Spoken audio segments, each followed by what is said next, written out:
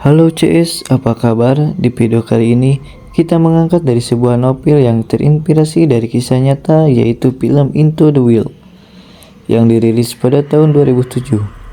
Film ini menceritakan perjalanan seorang pemuda yang bernama Christopher McCandless yang tidak terima terlahir dari keluarga kaya sehingga memilih meninggalkan semuanya demi memilih hidup dengan alam, hingga jalan kaki selama 2 tahun menuju hutan belantara yang ada di Alaska, yang akhirnya berakhir tragis. Tidak akan lama-lama, sebuah motivasi buat hari ini. Jangan semangat, teruslah menyerah dan menjadi beban keluarga. Salam canda CS, let's go.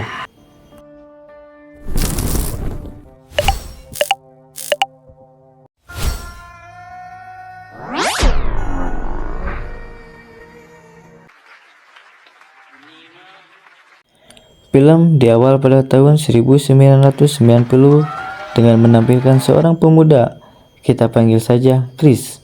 Ia akhirnya lulus sekolah dari Universitas Emory yang berada di bagian Atlantia. Dia juga dihadiri dengan kedua orang tuanya dan adiknya yang bernama Karen McCandless. Setelah merayakan kelulusan tersebut, mereka langsung menuju restoran untuk makan bersama. Di tengah momen itu, Chris mengatakan bahwa dia lulus di Harvard dengan mengambil jurusan hukum tersebut, yang mana Chris tentu mendapatkan dukungan penuh dari orang tuanya. Ayahnya Chris bekerja di sebuah perusahaan di NASA dan ibunya bekerja di Kedirgantaraan Amerika Serikat. Setelah itu, Chris diantarkan ke sebuah apartemen, sedangkan kedua orang tuanya dan adiknya kembali ke Virginia.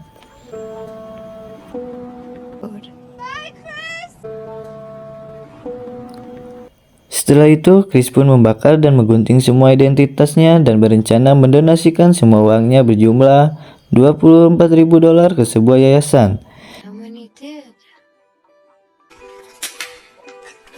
Jadi, pernyataan bahwa ia diterima di Harvard hanyalah bohongan semata agar dia bisa berkelana menuju Pulau Alaska.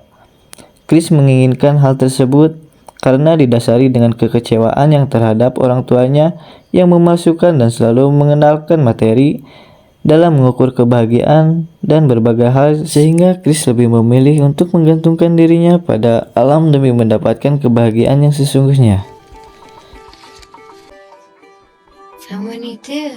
Saat itu juga, Chris pun berangkat dengan mengendarai mobil Datsun tua miliknya dan hanya membawa uang seperlunya dan buku bacaan serta buku diari untuk menulis sebuah momen yang ia lalui.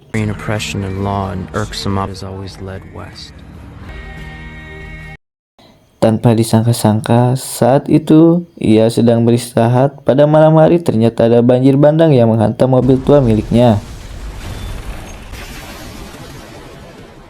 Chris pun memulai perjalanan yang sesungguhnya. Lalu Chris pun meninggalkan mobil serta membakar sisa uangnya dan mengandalkan apa yang alam punya.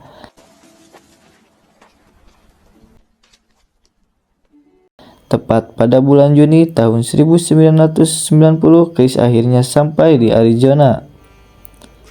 Ia lalu mengganti nama menjadi Alexander Supertramp, yang artinya Alex pengembara super, dengan tujuan agar tidak ada satupun orang yang bisa melacak perjalanannya.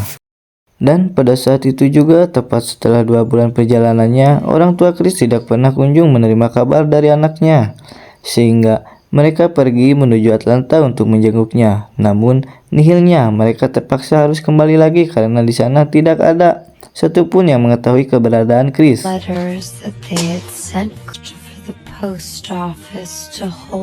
Sebulan setelahnya, Chris kemudian bertemu dengan Rainy dan Jan, yaitu sepasang kekasih yang memberikan tumpangan.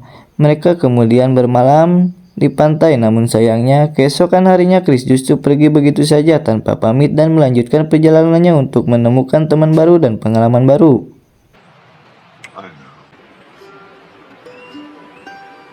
Sampai di Sungai Colorado, Chris kemudian membeli sebuah perahu menggunakan hasil uang kerjanya di pertanian Wayne. Untuk keesokan harinya, Chris dengan segera meminta izin kepada petugas keamanan sungai agar dia bisa menyeberangi Sungai Colorado. Namun, karena tanpa adanya identitas dan pengalaman yang jelas, petugas pun melarang menyeberangi Sungai Colorado, sehingga Chris dengan diam-diam akhirnya nekat untuk memberanikan diri menyusuri setiap aliran sungai Colorado meskipun harus dikejar-kejar oleh polisi.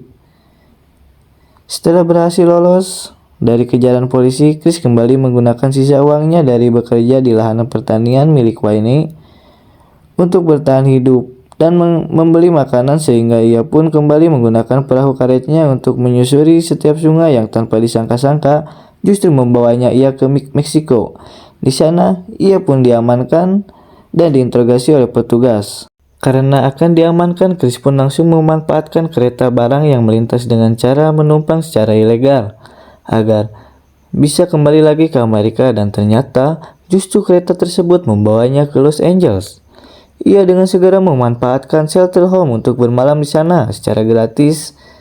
Tidak lupa, ia juga membuat kartu identitas yang baru dengan nama Alexander Supertime agar ia bisa mencari kerja. Namun saat melihat sekeliling kota yang mengingatkan pada dirinya dulu, seketika Chris mengurungkan dirinya dan kembali melanjutkan perjalanan dengan kembali menumpang kereta secara ilegal.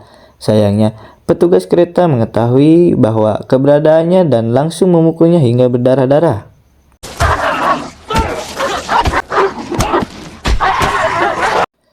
Masih berada di tengah kota, Chris tentu tidak bisa mengandalkan alam untuk bertahan hidup.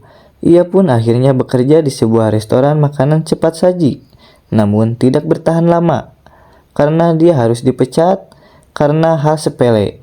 Ia tidak memakai kaos kaki dan sarung tangan saat bekerja.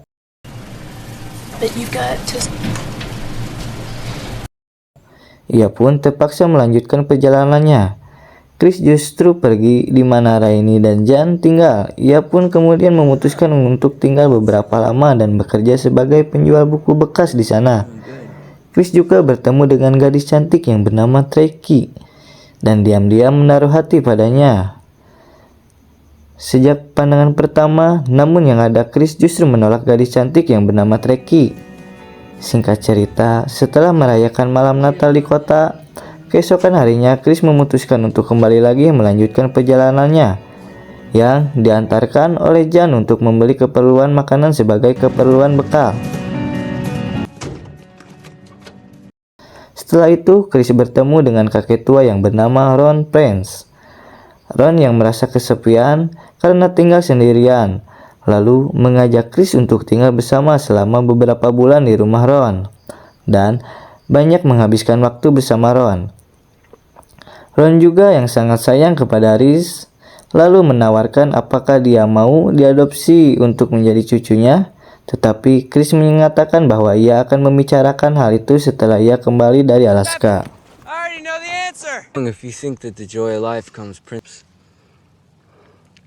Setelah melaju jalur trekking yang sangat panjang, akhirnya Chris sampai di Alaska pada bulan April tahun 1992 yang bertepatan pada musim dingin. Baginya Alaska tempat yang cocok mulai hidup baru dan menemukan jati dirinya. Di sana ia menjadikan bangkai bus dan menjadi tempat tinggal yang diberi nama sebagai Magic Bus.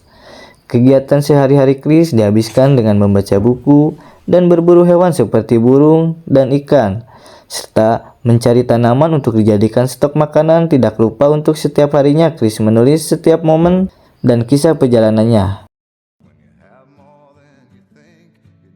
Tanpa disangka, Chris mendapatkan sebuah hewan buronan berupa seekor rusa yang berukuran sangat besar. Chris dengan semangatnya dan lalu memotong rusa tersebut menjadi bagian-bagian yang lebih kecil dan menyimpannya di bawah bebatuan. Namun beberapa hari kemudian, rusa sebelumnya ia sempat kubur pun ternyata sudah tidak bisa lagi dikonsumsi karena telah busuk dan dikerumuni belatung dan lalat.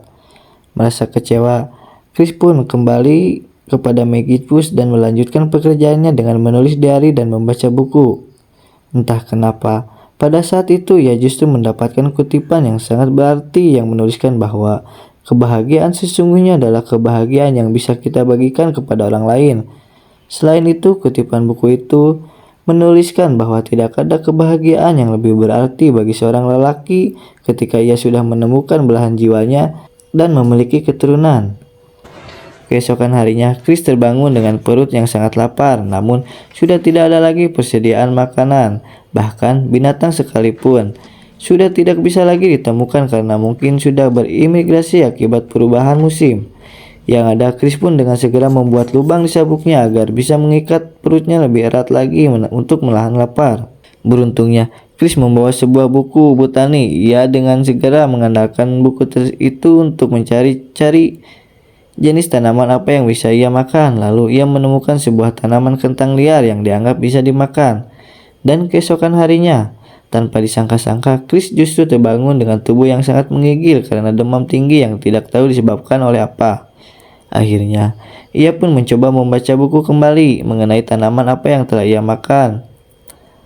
Tanpa disangka, tanaman yang telah ia makan itu ternyata adalah tanaman yang beracun yang dapat menyebabkan kematian. Kini, nasi telah menjadi bubur. Chris ini tidak bisa mengendalikan dirinya yang sudah dilanda demam tinggi dan hanya bisa mengharapkan akan adanya seseorang pemburu liar yang akan menolongnya. Bahkan saat keluar pun semakin parah, yang membuat dirinya hanya bisa menghabiskan hari-harinya berdiam diri di dalam bus. Hingga akhirnya ia pun masih menyempatkan diri untuk membersihkan tubuhnya dan berpakaian secara rapi demi menyiapkan kematiannya, sehingga dan akhirnya Chris menghembuskan napas terakhirnya di dalam bus.